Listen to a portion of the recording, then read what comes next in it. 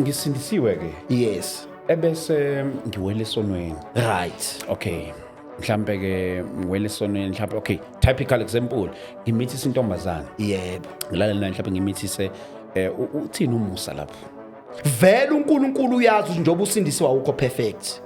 Sho ngamanye amagama uma sengikwenzile lokho akungiyise sogwini. Akukuse sogwini. Perfect. besikade sisahambisana kahle ya masayistata Uyehla manje kule ngoma.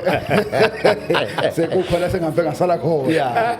amagama ke insindisi ingakulahlekela mangabe ungayiphethe ngendlela efanele Yipi into eyafaka uJesu esogwini?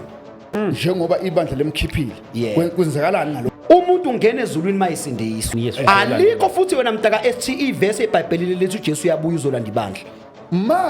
yabona makungukuthi uJesu ubuya nebandla Yes. kusho ukuthi ibandla likho la Abazalwane they are very skillful ngezona. Mawumbuza umzalwane ukuthi yisiphi isona uNkulunkulu angasifika uyakunamela zona. But mawumbuza one question, what is your identity in Christ? Akazi.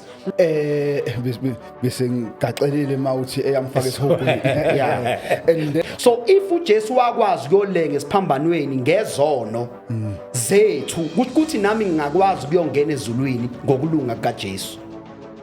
okay Siyavumelana lapho. ungangena ngokulunga kaJesu Yeah. if uzohlala entandweni yakhe Mphathi. Uma usouthi if uzohlala entandweni yakho usufaka icondition.